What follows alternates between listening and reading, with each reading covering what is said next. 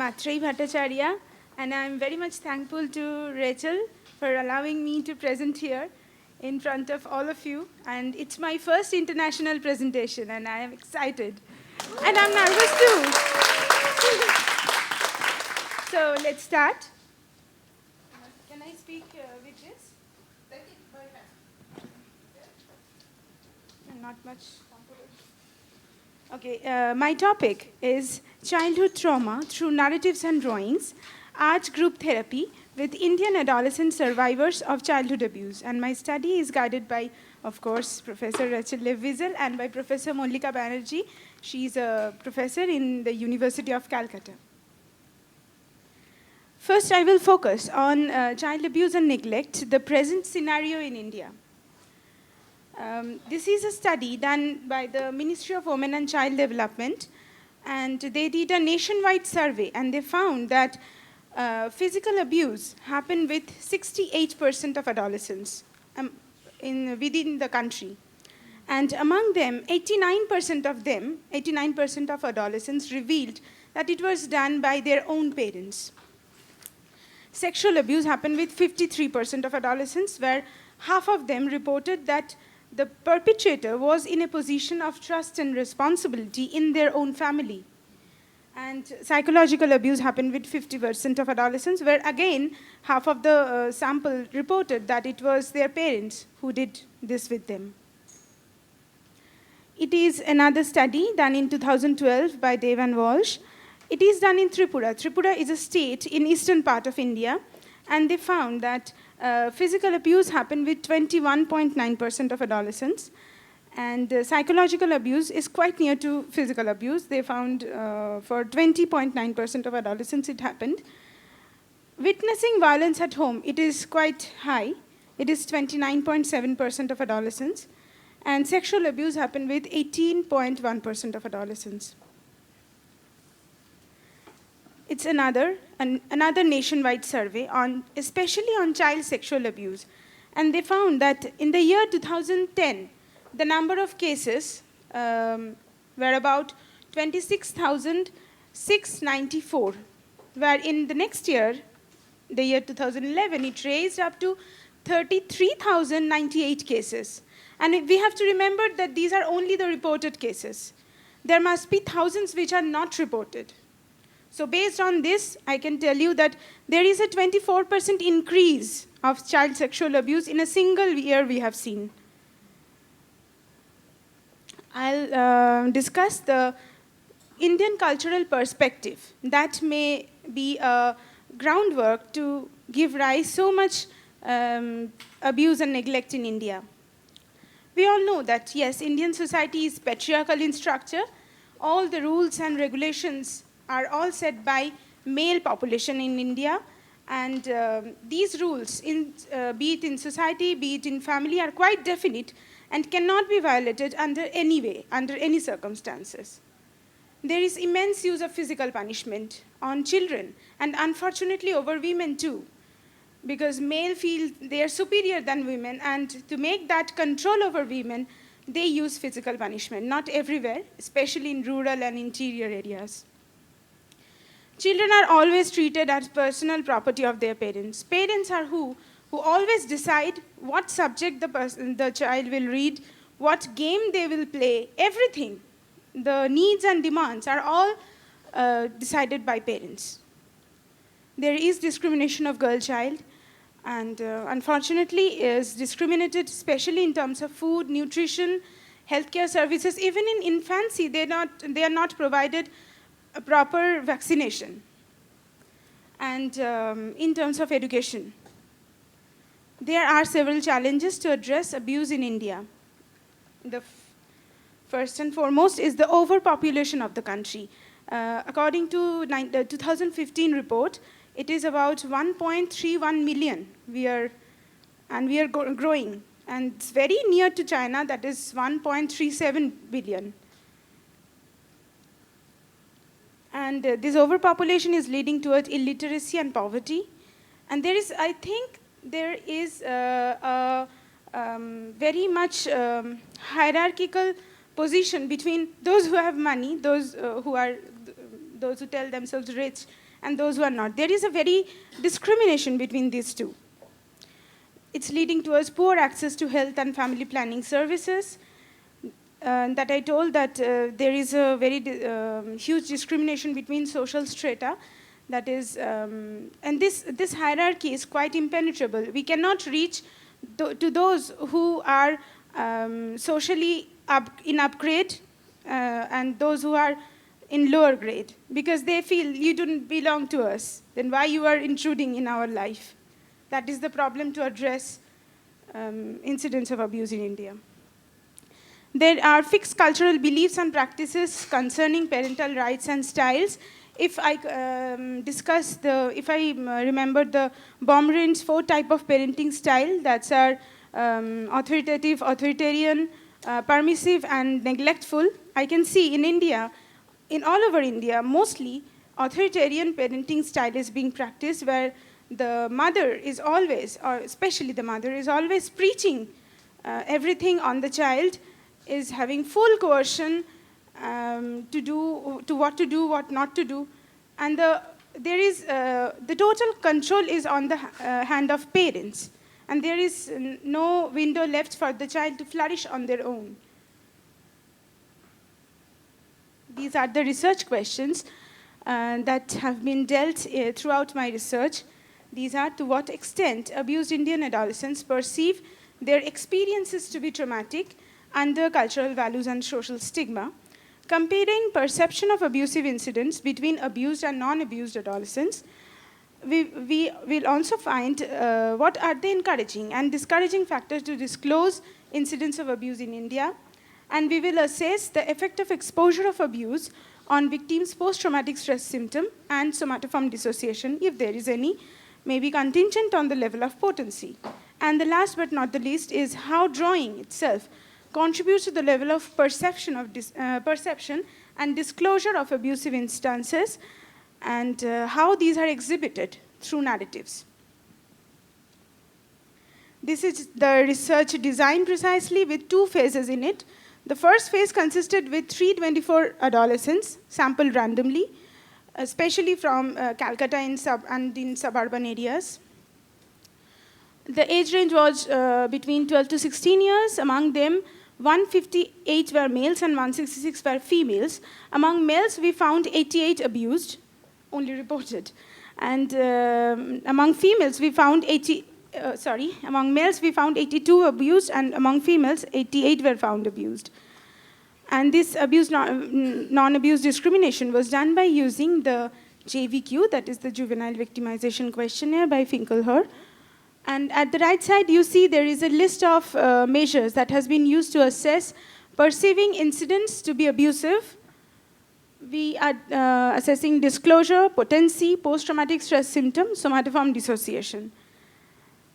And on the second phase, it consists of 15 abused adolescents. They are sampled purposefully. And among them, 6 were boys and 9 were girls. I want to emphasize that I wanted to do it with 40 adolescents, but parents were not allowing them to participate. When I was reaching them to sign the consent, they were not allowing their child to participate in that. And it was a very hard work I had to do to find this much population, this much sample to work with me. And many of them terminated in between, and I had to do with 15 abused adolescents only. And they were intervened with 10 days long art therapy session. And as an outcome, we have received their drawings as well as narrative accounts of each day's drawing.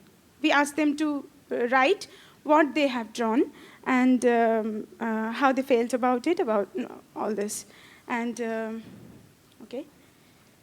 And today, I will discuss those narrative accounts as well as I will show the drawings. And we'll see what are the main themes that are emerging out of these narrative accounts. So narrative is either a tale or a story, or a form of talk or writing that aims to tell a story. A narrative analysis is an approach that is concerned with understanding why and how why people talk about their lives as a story or a series of stories. And here the researcher wants to consider what purpose the story serves and why the interviewee has chosen to present their account in such a way. This is the method we have used in this study, which is guided by descriptive phenomenological psychological perspective. We already discussed about participants. It was 15 adolescents, 6 boys, 9 girls. The data analysis consisted with open coding to identify units of meaning that were very much prominent, and which is followed by cross-case analysis. That is, across cases, we tried to identify and organizing the recurrent relevant units of meaning, and these were compared and synthesized to form into themes that constitute as study findings.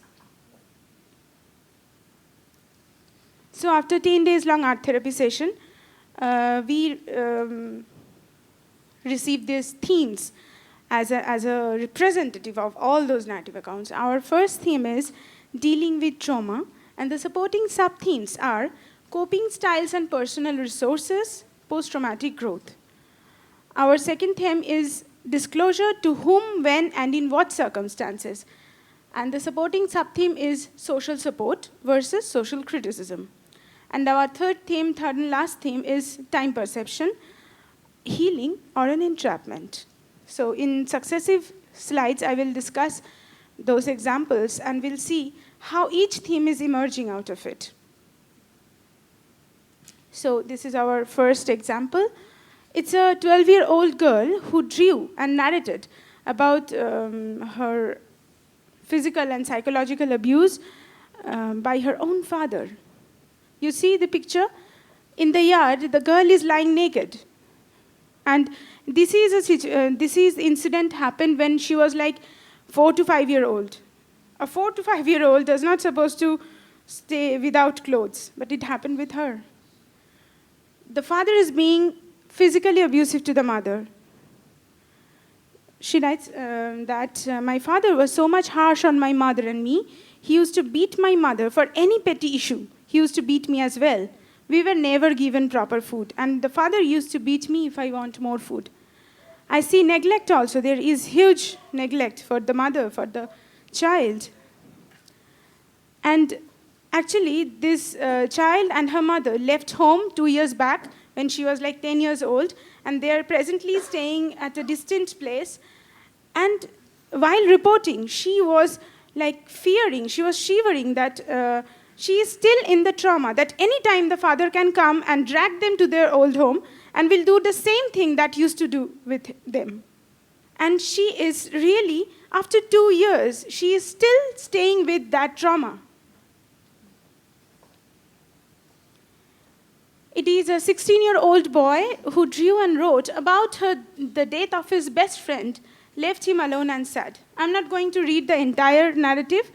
I'm going to read only some portions. So what he writes, that he used to stay in a missionary hostel where he had a very good friend there, whom he used to share all his secrets.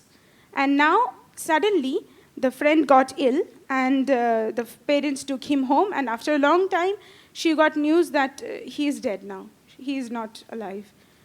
And now I'm reading. This is the time when, I was so depressed for a few months, I could not talk with anyone else. That is the time when few boys of my class used to bully at me. They teased me, hit me. As I did not speak with them, they ragged me in front of everyone. That became regular incident. My life was miserable. I was terrified and could never protest against it. He found himself so much deeply immersed into that grief, that loss. It creates an emptiness around him, and he could not be able to speak with someone else to share what is happening with him. And that emptiness, that loneliness, made him stop to talk with someone else, and she bore all the pressure, all the abusive instances, all the miseries that were happening with all the day with him. He did nothing but tolerated all the things that were happening with him. And while reporting, he reported that till date, I don't have anyone whom I can call a true friend of mine, whom I can share what I used to share with him. He is still alone. It is a 15-year-old girl with history of sexual abuse. She drew and narrated about her birthday celebration as the most significant incident in her life. She wrote, "I tried to paint the day of my birthday. It is most memorable to me as I receive lots of gifts from all my friends and family. This is a very important day to me as all the family members stay with me, give best wishes. I feel so happy."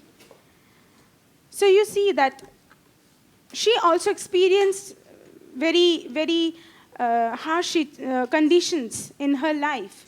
But she chose to focus more on those instances in her life when she finds herself valued, attended, surrounded, and protected by especially his family members. And here I want to mention that the perpetrator of sexual abuse was not a person within the family. It was outside the family, so she actually felt protected when she is surrounded by family members. And this is the way she moved on with her life, with everything.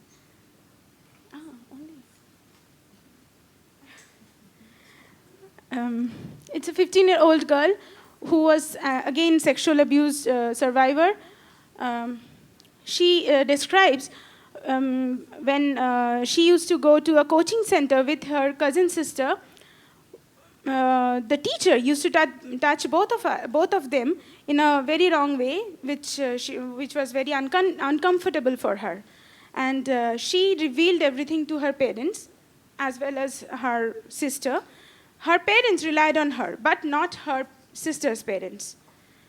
So this is not only one example. There are a number of examples where we have seen that when adolescents are being able to disclose or to tell their emotions, their experiences, especially to their parents, this is the time when, and at the same time, I have to mention that parents are also being receptive to receive that ventilation. This is the time when the first step to cope is happening. This is the first time they feel less burdened. They are feeling that, okay, now I am dealing with what has happened with me. Someone is there for me. And this relief is itself the first step to cope with their abuse, what happened. But it rarely happens. It's a 14-year-old girl who drew what action she can take to protect herself and take immediate action against abuse. What she did, I'm making it quickly, that she chose to use physical violence as the only means to protest against abuse. Whenever we have found that whenever they are speaking or they are thinking of doing something their own to go further, to oppose against abuse, to protect themselves, they are always using physical violence as their personal resource against abuse. And we have seen that physical violence was applied to prevail that patriarchy. Now they themselves are adopting it as their own tool to protest against abuse. So what in a nutshell we get? There is a continuum with opposite ends, where in one end, participants believe that those who experienced repetitive traumatic encounters in their life, sometimes they feel overwhelmed with it and they don't find that strength to come out, to move on with their life. They stay with their trauma even after passage of time. And at the other end, there are adolescents who also experienced very traumatic incidents in their life, but they chose to live with those aspects in their life when they see surrounded, protected by family members. And this is the way they deal with their trauma. We have seen that physical violence is eventually they are using as a personal resource against abuse. And these are the conditions, like when they can cope with the abuse, when parents are being receptive to receive that ventilation, and they are being able to cope with it. They can see that they can cope with it. These are the conditions related whether they will be stuck with the trauma or they can move on with life. They can go for better understanding of life. Oh. I want to discuss everything. This is our second theme, to whom, when, and in what circumstance a girl can... this is our second theme, yes. This is an example of a 13-year-old girl with sexual abuse, and maybe I will go to... I want to discuss, but the extract says how the theme has formed, that abuse is a shame on the victim. The society says it is a shame on the victim, not the perpetrator. And fear of being criticized, being misinterpreted, leads to non-disclosure to parents. Though parents have always considered as the epitome to provide support, security to children. Adolescents find easier to disclose to friends, to social workers, and many of them reveal that it is the first time they are discussing such issues with me. And this is first time they are discussing such issues in a homogeneous group too. Suppression is the only one mode of coping process that the parents preach them to use. Not disclose, suppress it. And the incident itself becomes the secret shared by both the child and the parent, where actually the child is protecting their parent not by not disclosing it to the society, but by not putting the family pride into shame. How the passage of time is being perceived in the light of trauma. Sometimes participants think that it is a healer, and sometimes it is an entrapment. When it is a healer, people think that, yes, time changes environment, mindset, it can help them to forget. But there are extreme traumatic incidents, like when the social stigma is associated with it, then they are never being able to forget it and deal with it. When time is considered as an entrapment for them, they feel that some may cope with it. They may use personal resource. Like we have seen immensely that physical violence is used as a only personal resource. And they may seek to social support to others. But there are a lot of conditions applied on it when they can ask for social support, if they will get social support or they receive social criticism, and the fear leads them not to seek social support. And they may use defense mechanisms, like when the parents are trying to suppress these issues and forcing them to suppress, not to disclose it, and when they themselves are forcing unconsciously, absolutely, those issues in their unconscious mind by not letting them to surface in their conscious level, by not putting them in trouble, where they think that this can lead to maladjustments and give rise to risk of re-victimization. So, can I continue? Or okay, thanks a lot. Conclusions, what we are leading towards, these are children left to live with their trauma without any intervention, without being intervened with all its consequences. They're all left to live with their trauma. Children eventually adopt violence as their only personal resource against abuse. There is lack of space between parent and child that hinders disclosure. There is always conflict between them, whether to seek, whether not to seek support. And if they are seeking, are they getting that support or not?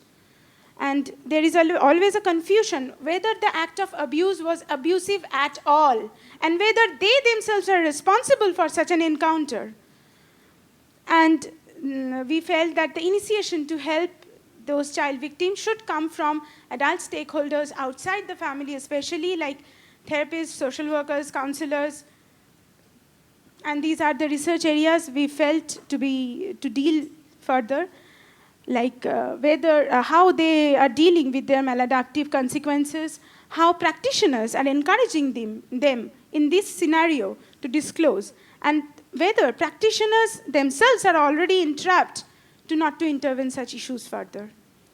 So I thank Rachel, to Mallika, and to all my children who participated in that study, and thanks to all of you to listen to me.